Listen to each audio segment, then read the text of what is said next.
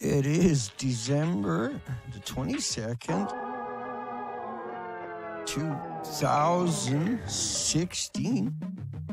I'm Dana, your host, nuclearproctologist.org. And you can find these videos and Fukushima presentations throughout the entire internet. Thank goodness for some things, if not everything. And today, we're just a few days away from Christmas. And I know it's a difficult time for people, for some people anyway, certainly. And we have been streaming as much as we can for over 3 years. And we tried to go 5 days a week. And for the first year, we done pretty good.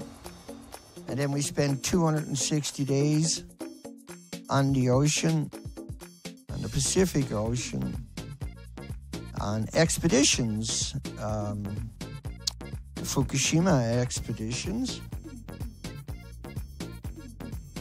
And you can find all of that information at the nuclearproctologist.org.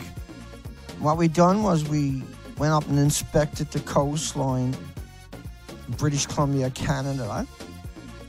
And of course, 15,000 miles, 260 days. And no matter where we went, the species on the left were missing. And so we have gone to war against the nuclear industry because they have forced our hand. It is not us who wants to do this, but we have to do it. The West Coast sardine crash, and herring and anchovies and krill and all the other species have crashed dramatically, particularly in the last 3 years since Fukushima. And you had sea stars were annihilated. We showed you the pictures. They're missing from the coastline except for a couple of species. And we done species, insect, bird counts. And what we show is an extinction event, same as these people. We went up and documented the whole coastline, so we went a little different. And you had scientists saying that a number 4 collapses is bye-bye to the North Coast, evacuated. It collapsed, it's gone. The die-offs are well recorded. It's not me, just me. And we know about how 80 killer whales in Puget Sound will all disappear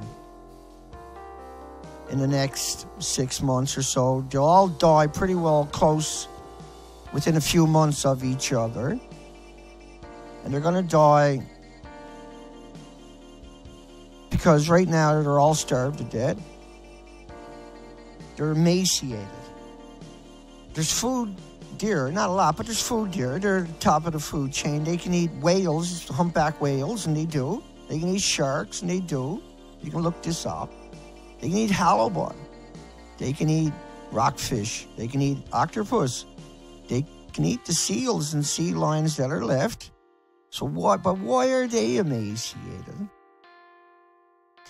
It done something to them, and they can't eat anymore. They're at the later stages. They're completely emaciated, all of them, the killer whales.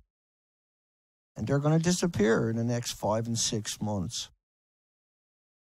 All the whales that have died in the last couple of years have all been emaciated.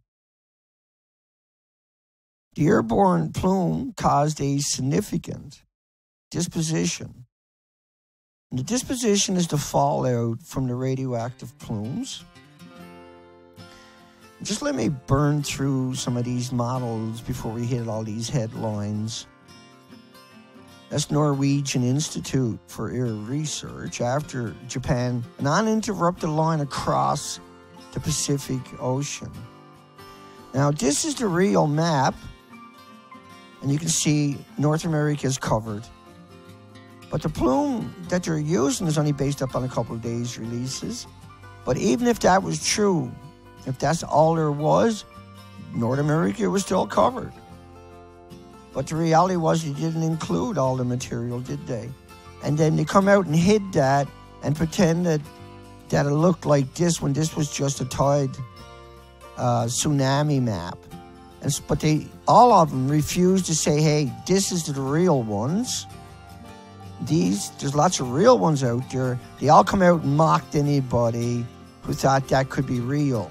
But they never bothered saying. Computer simulation shows how radioactivity is spread around the world from the disabled Fukushima Daiichi plant.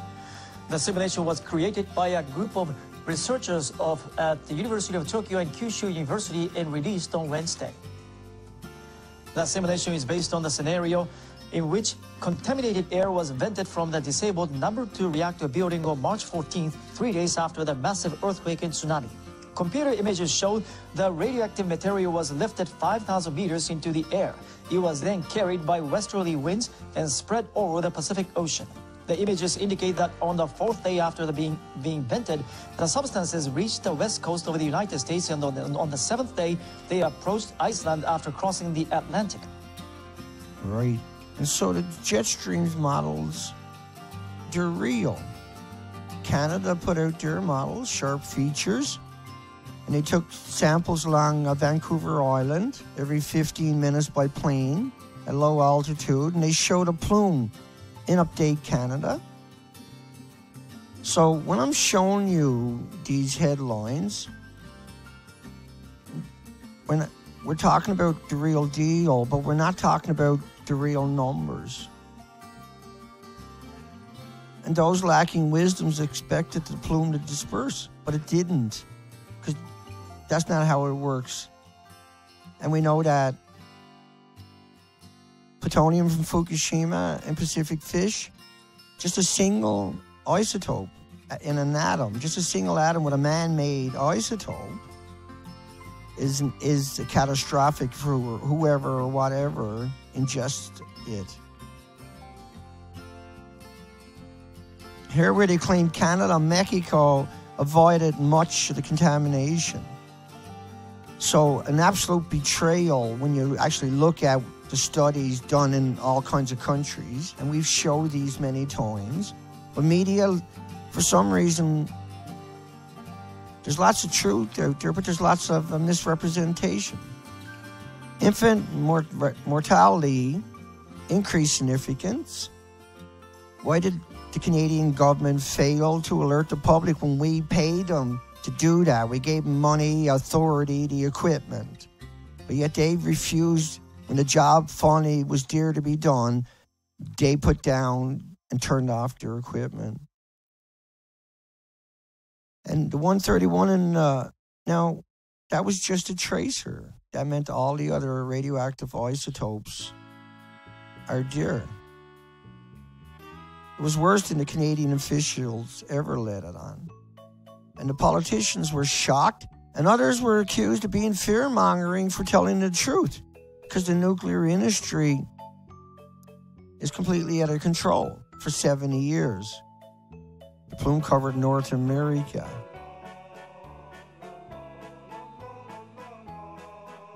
And it's Vancouver was hit hard. Up to 1 billion becquerels just off the coastline. People lie about it constantly. 40 million in a bed off Southern California. Do you think it's just a single bed? It's the entire coast. And there's so much evidence linking nuclear plants to ill health. It's unbelievable how much. Child leukemia doubles near French nuclear plants. 90% higher incidence in another study. 23% higher in another study. And we see the plume come right through the country. Sharp increase in deaths from exposure, because it causes heart attacks and autoimmune deficiencies that show up in mass. Probably the right music, but we're going to change it. I'll turn it down a notch.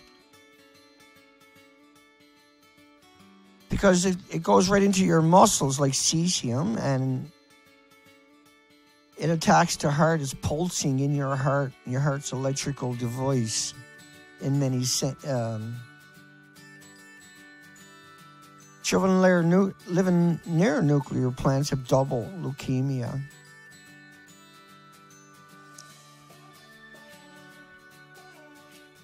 We see puffins starving to death. They found 250. Second paragraph. Normally they find 10 in a decade. They found 250, and they declared it a mass mortality event, meaning that about half the animals have died, and there could be up to 6 million total, or 8 million, and half of them are died, is what they're saying, because they found 250. And look at the third paragraph. The cause is no great mystery. That they starved to death. How is that not a great mystery? How did that become normal? Because they're trying to normalize it. Urchins next. Yeah, they're gone. We done the whole coastline. And this was enormously expensive. And that was just one part of the journey documenting this coastline. I'm not Greenpeace. I'm not some big non-profit organization. I'm Dana. I don't hide from anybody. And I do the work. And I work very hard just to do these streams now. But I need to continue to be able to do what things I'm doing. And I need coverage. I need a movement to push back with. We need people to wake up and understand the significance. And I do this by raising donations, which is insane. It's insane that we've got this far. It's unbelievable, unimaginable that we pulled off what we pulled off, and we got the documentation. It's up at the nuclear proctologist, sitting there waiting for you. All those arrows, there's thousands of pictures for each arrow with GPSs. It's all right there. We should have our lights today. We raised money for it. And the green screen, a new green screen, a proper one, too. But it takes so long to get anything.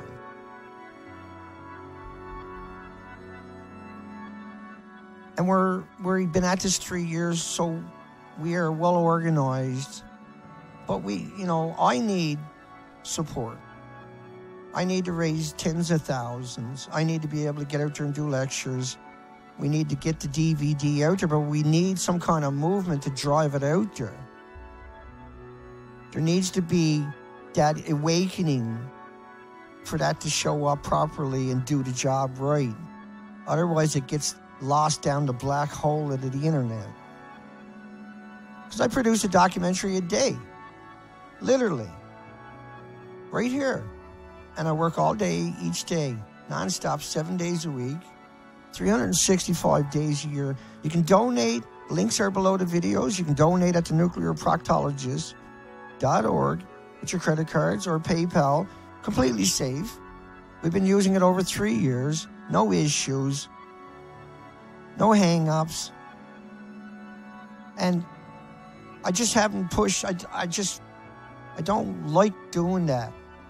I just wish everybody would, each month give me $2, and you had 1,000 people doing that. Got any idea what I can do with money when it comes in? I still got to buy a camera. The camera's going to be $1,800. The lenses, at least $600 on eBay. The wires are going to be $600 for cables. You got an SDI to HDMI. That's $150 a pop. The stand, proper stands for these things, you're going to want to spend to have that equipment to do it right. I need drones. At least one. That's $3,000. I need a couple of small submersibles for this spring. We need to come up with, say, $10,000 to run a live stream, to go on an expedition and live stream the coast when the tides get low again, coming up in the spring. And we do everything, you know, in tiny increments. And we are in an extinction event. It's an extinction event. The documentation is brutal. We've done that whole coastline. It's all up at my site.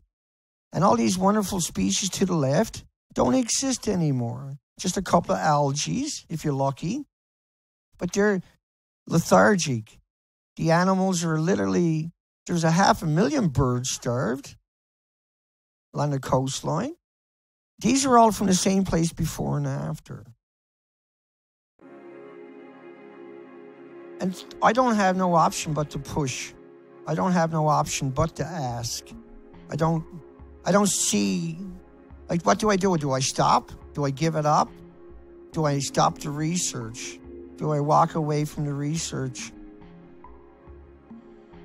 Just to keep that site up with the material on it is $400 a year.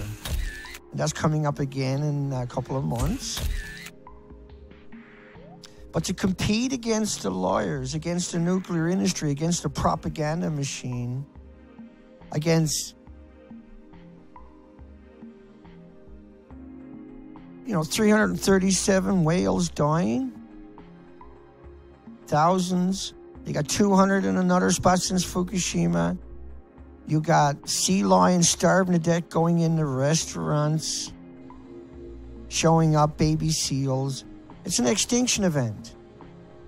We're seeing mass die-offs. They all starve to death. They're all emaciated. That means they starve to death. Over and over now, we're seeing these mass die-offs. We're seeing polar bears going from healthy to tiny, emaciated animals. We've never seen that. We see 500,000 birds dying at the one time, all starving to death. In different places, we're seeing this animal swam 700 miles. Scientists followed it. It didn't eat. It starved to death. It had the deepest dive. It had the longest underwater dive. And ultimately, after a few weeks after following it, it died. It died, disappeared forever. The sea urchin die-offs were very quick. The die-offs of birds all over Alaska beaches, we've never seen it. They all starved to death. We have never seen this before. Sorry, hang on. That should have been down low, Mike. Let's go over here. Deformed animals. It just, no matter how you look at it, they didn't die as smoking. In 3 weeks, 5 dead whales beached along California coast. The odds of finding even one. But see, the birds died because when they came ashore, they didn't have that diversity, right? Instead of having all that food over far to the left, they had just nothing on the beach, right? Instead of this wonderful colors where the birds can come in and eat anywhere, there was nothing there, a couple of algae. There's normally like over 6,000 invertebrates without the backbones and 700 algae. And so there's normally 5,600 highly visible species like the left. And so normally they can come ashore and stick their head on their water, or just in the low, if it's low tide, they can go up into the low tide zone, pictures to your left, and they eat away. But they starve to death because it's all missing. Even, they couldn't find the herring anchovies, the sardines, the squid, the krill, the normal feeder fish. They're gone. Or they're down to tiny percentages, not enough to sustain them because they starved to death. And when they come ashore looking for food, the insects were gone, and then the tidal zones were naked. And we are the only people that went out and organized and done all of the coastline for 260 days. And we have to raise money to keep on top of everything to get out there and do more research. We haven't been able to do research because I won't raise the money anymore. I don't want to. I needed the equipment, and I just can't stand it anymore. I expected enough people on the planet to wake up, but the industry came full steam on me. They delete subscriptions all the time. I'm stuck in a perpetual spot with my subscribers, where no matter what I gain, I'll go back 10, 15 the next day. And nobody complains. Nobody says nothing. 20,000 subscribers. You're lucky to get 400 or 500 views, but you keep getting new subscribers each day. But boy, next day you're going to lose them. But nobody says why. Nobody complains because I'm completely honest. There's no way that 10 or 15 people are going to unsubscribe every day and not say something, not be vocal. And anybody that did is an idiot. Because all we do is tell the truth. We don't hide from anybody. Everybody knows who I am. Everybody knows how hard I worked. That knows anything about me. And knows how long I've been at this, 10 years. And knows that I don't play games and that it's real, what we talk about and what we're doing and why we're doing it and how we're doing it. Is all because of you. I couldn't exist in no capacity without everybody who came along and those who stuck, helping and contributing. But it's dismal that I can't raise the basics each month. It's dismal, really, when history looks back and see how big the struggle was for us and how the ones that could did, and that did, but many didn't. Many couldn't find it in their heart to do it. Many couldn't see that far ahead to say, you know, if we make this guy powerful enough, he automatically, by default, ends up out there with the information, and people automatically get smarter. Somehow that eludes the big people out there that had that opportunity and still have it. And in the future, they'll donate, but they'll regret that during the time of greatest need, the time of most difficulties, the time when I was assaulted and under siege year after year, when I don't waver, when I won't back down, when I don't give an inch, because I'm stuck with this information, gathering it all day, every day, sorting through it, crying my eyes out because I read the lawyers' stories. I get emotional, but I can't come out and scream at it. Everybody got to pick my fights.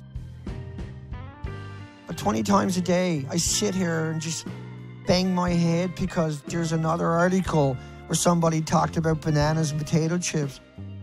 For 70 years, the same story. Everybody I went there hoping they're going to tell the truth has to lie. It's heartbreaking.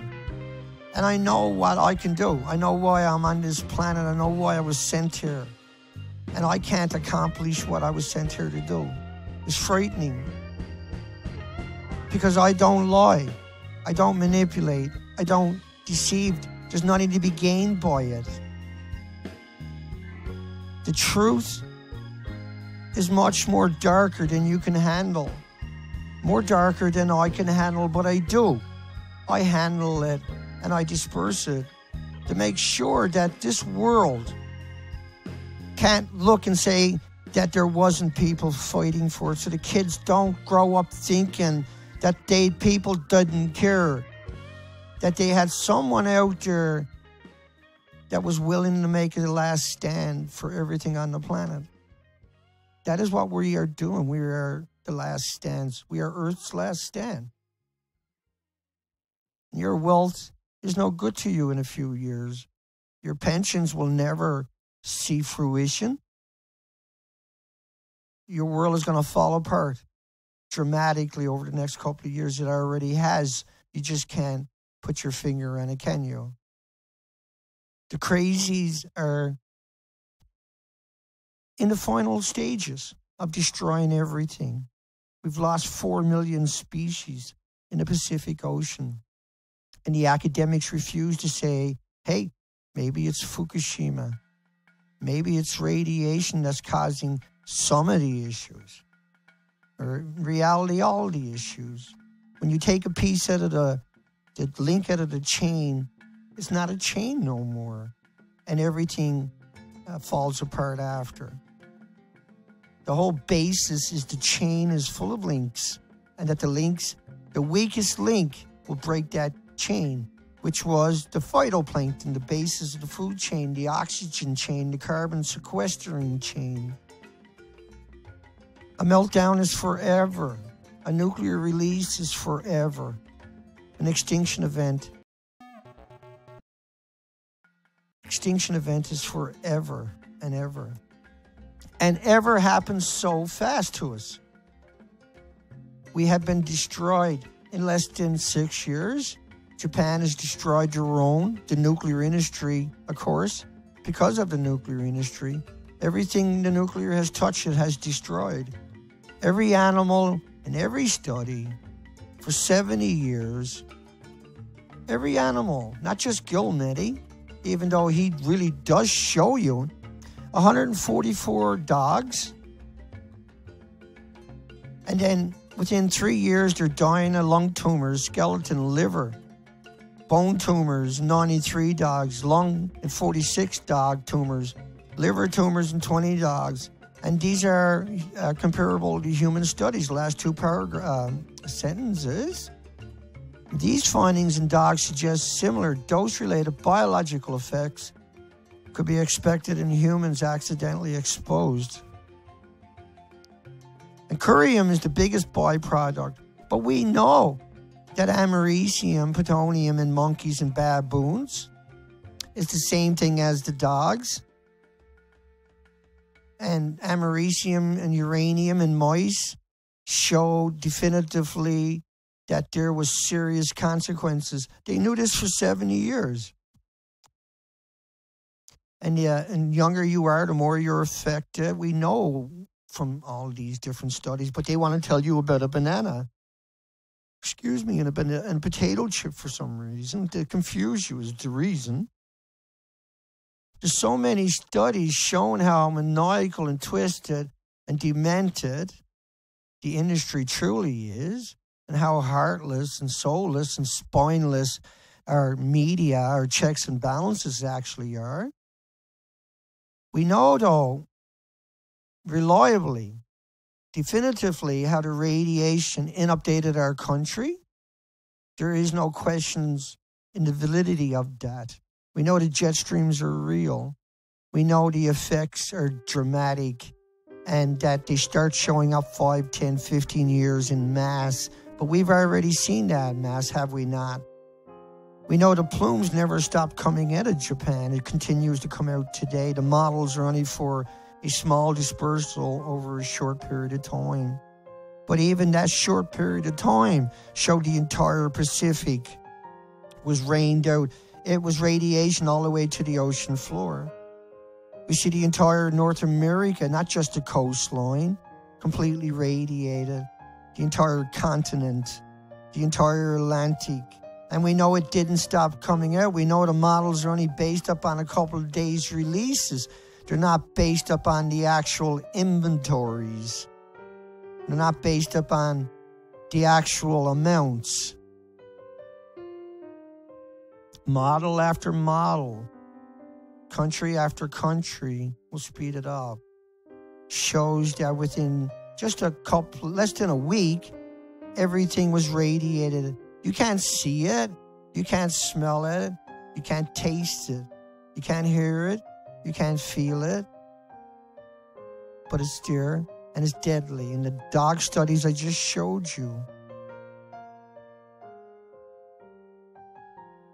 these are the reactors. Reactor 3, it's gone. That's 6 reactor cores, 5 upstairs and 1 downstairs running. They're gone. That's a comparison picture, yeah? That's the end of it. We have to fight back. We have to find a way. And I have to lead that. And I have to ask for help. Because I am by myself. Everything I do is by myself. And I have to raise the money to do it. And I've been censored and demonized and vilified in the media, accused of everything but the fact that I'm the only person, period, on this planet, period, to have these regular shows, to bring you the information, the visual information, the documentation, the studies, the models, the headlines, the actual research. And I can't sit here in perpetual solitude anymore. I have to make this stand. I have to fight back. I gotta raise the money to bring in a new wave of activism, a new wave of reality, a new media. I can't stay small and accomplish anything of substance. That's why we work so hard for so long. It's time for people to help me. It's time for people to support me, to go to bat. The time is here. Just like the end of the show is here. Just like I'm here always. My apologies for asking. My apologies for hoping. I apologize for dreaming. Apologize for wishing that I could do something more. Because I pray every night when I go to sleep that I can have the courage to get up tomorrow morning and show up here. And be that example. Be that person. Be somebody that was put here to do this job, somebody that has that history, who has that compassion and that understanding and that knowledge that won't go away, and that information that you need to see and they need to see. We all have to sacrifice. We all have already sacrificed. It's time for other people to take that load.